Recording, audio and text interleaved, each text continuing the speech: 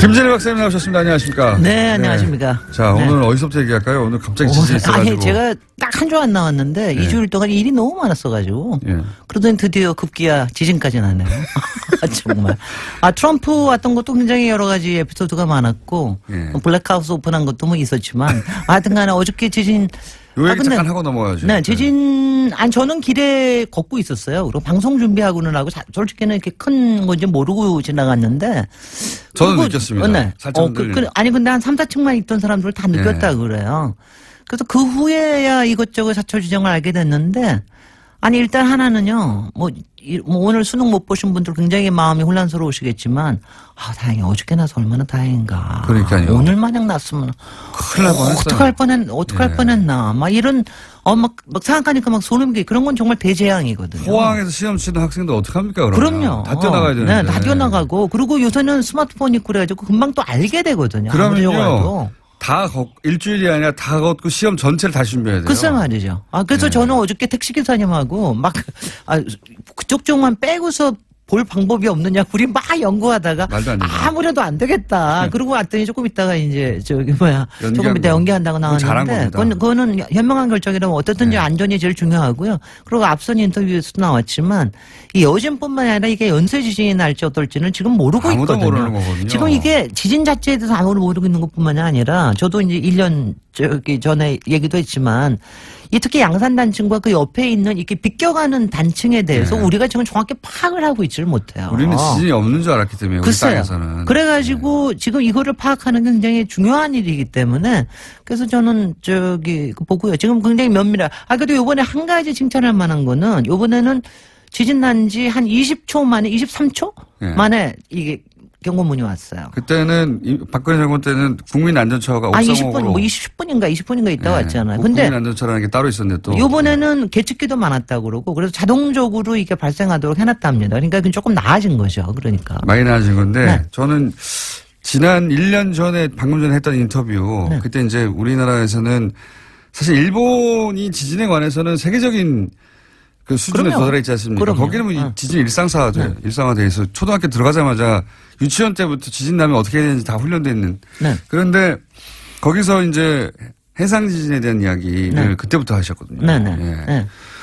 그리고 그게 가능성이 낮다 하더라도 대비 꼭 해야 한다. 글쎄 우리가 해상 지진 때문에 해일이 크게 난 적이 없기 때문에 우리는 덜 신경을 쓰는데 일단은 후쿠시마 얘기 그거를 갖다가 생각을 안 할 수가 없고 우리가 원전이 있으니까 그쪽에 다 있단 말이죠 우리가. 그럼요. 그게 다 또 해변가고. 그리고 또 원전을 또 짓고 있던 원전을 계속 짓기로 한 결정이 한 달 후에 났으면 글쎄 말이죠. 아마 이거 있었으면 또 좀 달라졌을 것 같다는 생각이 들고요.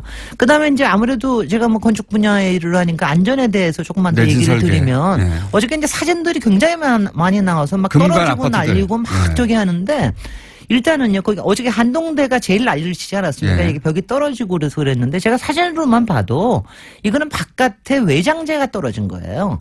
구조가 흔들린 게 아닙니다. 그러니까 여러분들이 이렇게 잘 보실 때 그러니까 뭐 벽돌이 떨어진 거라든가 외장재, 뭐 대리석이 떨어진 거 이런 거는 신경 쓰실 필요가 없습니다. 왜냐하면 안전 때문에 막 고심하실 필요가 없어요. 물론 다 이제 고치려면 돈 들고 그러는 거지만 건물이 구조적으로 흔들린 게 아니다. 구조적으로 흔들린 게 아니기 때문에 그러니까 이제 그거는 걱정하실 필요가 없는데 정말로 구조적으로 걱정하는 건 옹벽에 금이 갔거나 이번에 이제 아파트들 아파트가 다 이게 요새는 다 철근 콘크리트 이게 옹벽으로 올라가는 게 많아요. 벽체 시스템이거든요. 근데 여기에 어저께 저 보니까 조금 걱정이 되는 게 일단 진앙지에 있는 5계층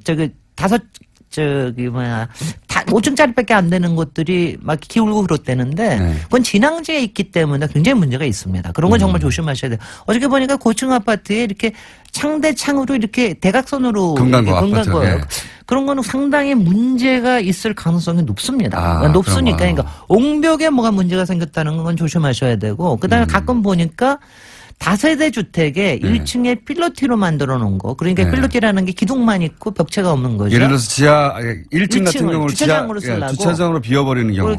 기둥만 놓는데 기둥이 무너진 데가 좀 있어요. 근데 이게 왜 그러냐면요. 사실 지진이 나면 제일 문제가 되는 게 벽체 시스템으로 지어진 건축물이 제일 위험합니다. 왜냐하면 이렇게 기둥으로만 된 거는 그러니까 지네들끼리 이렇게 흔들흔들 하다가 다시 이렇게 좀 찾아요. 근데 이제 이 필로티로 된 그 다세대 주택 같은 경우에는 이게 정말 나쁜 게 1층은 기둥이고 2층부터는 벽체예요. 아하. 그러니까 얘가 그러니까 말하면 뒤뚱뒤뚱 되는 거죠. 전체가 그러니까. 다 기둥이면 전체가 다 기둥이면은 이게 이제 위험합니다. 좀. 그러니까 일본이나 샌프란시스코나 지진이 많은 지역에 대부분들이 목조나 철골조를 짓는 이유가 같이 와글거리라는 거거든요. 지진하고. 근데 이렇게 우리나라는 예전부터 벽체를 많이 썼기 때문에 벽체로 쓴 것들이 많이 위험합니다. 벽체. 근데 이제 다세대 주택이 이번에 보니까 몇 개가 기둥이 이렇게 들어간 게 그런 거는 심각한 겁니다. 그리고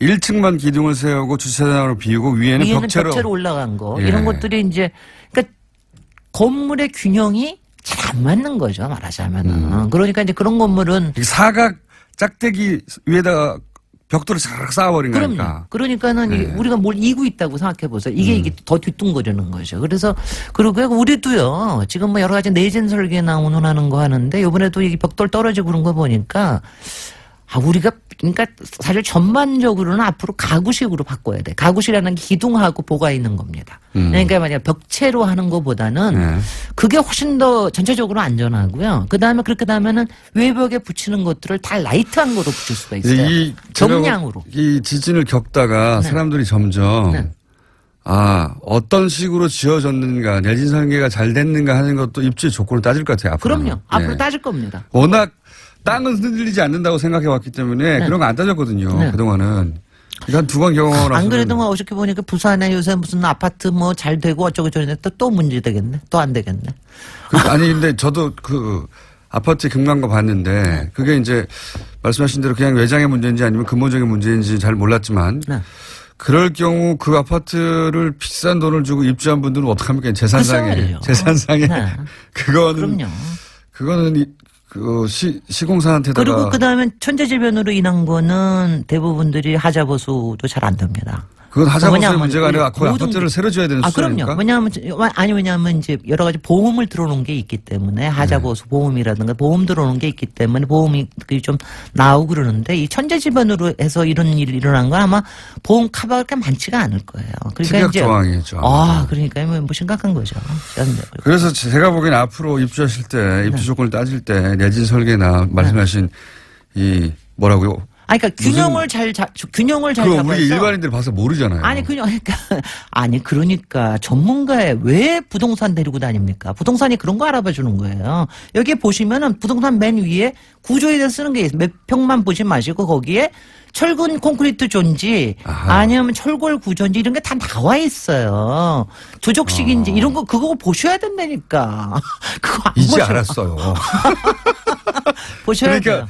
조적식이면 적어도 조금 여러 가지가 문제가 있을 가능성이 큽니다. 네, 지진의 관점에서 보자면. 지진의 관점으로 봐서. 내진의 관점에서 보자면 이건 좀 불안할 수도 있다. 네, 그렇습니다. 그게 유난히 민감한 분들이 있을 수 있으니까요. 그럼요. 그런 것들을 보셔야 돼요. 그 철골 구조가 그 상태, 내진 설계 쪽에서는 유리하다. 그리고 외벽이 하여튼 라이트한 게 훨씬 더 안전할 가능성이 높습니다. 외벽이 라이트한지 라이트하는 게 이제 유리가 저기고 왜냐하면 이런 거 보는 거 있잖아요. 왜 이렇게 벽돌로 이렇게 크다는 거 붙여놓고 운운한 것들은 다 좀 무거운 건물들이에요. 근데 너무 무겁지 않은 건물이 좋아요. 그러니까 외벽을 치장하느라고 무거운 뭡니까 대리석 같은 걸 확 붙였다든가. 대리석 같은 거는 괜찮아요. 요새는 이제 대리석을 근데 속조 건물을 아예 구조부터 했다라 그러면 힘들고요. 바깥에 스킨을 살짝 붙여놓은 것들은 큰 문제 없습니다. 떨어지면 다시 붙이면 되고요. 그런 것 때문에 이번에 이제 굉장히 놀라신 분들 많을 텐데 외장에 떨어진 것 같은 거는 신경 쓰지 마시고. 그건 오히려 안전한 거다. 오히려 그 건물은 안전할 수가 있습니다. 외벽 정도 떨어진 것은 그러니까 기둥에 금이 갔다. 나는 기둥은 말할 것도 없고요. 나는 지금 옹벽에 금 간 거 보면은 심란합니다. 그래서 잠 잘 못 잤어요. 심란합니다. 그런 거 보면은. 왜냐하면요, 우리 분야에서. 트럼프 얘기도 해야 되는데 시간이 1분. 그래서 트럼프 얘기는요, 트럼프 예고하고 와서. 아니 국회연설을 하는데 63빌딩 롯데월드 저도 이것 때문에 자존심 상했어요. 그래가지고 이거 안 되겠다 얘기해야 되겠다 그래서 얘기를 해가지고 이제 왔는데 역시 지적하시는 저도 이게 뭐냐고 우리를 뭘로 보고 다 거기에 이제 이유가 있습니다. 왜냐하면 트럼프는 뉴욕에만 트럼프 타워를 가지고 있는 게 아니라 트럼프라는 이름을 여의도에 팔아먹은 사람이에요. 여의도 트럼프 월드 트럼프 월드 타워. 근데 그러면 잠깐만요. 트럼프와 건축 이야기는 다음 주에. 재밌겠죠? 다음 주에 뵙겠습니다. 네, 김진애 박사님이었습니다. 안녕. 안녕.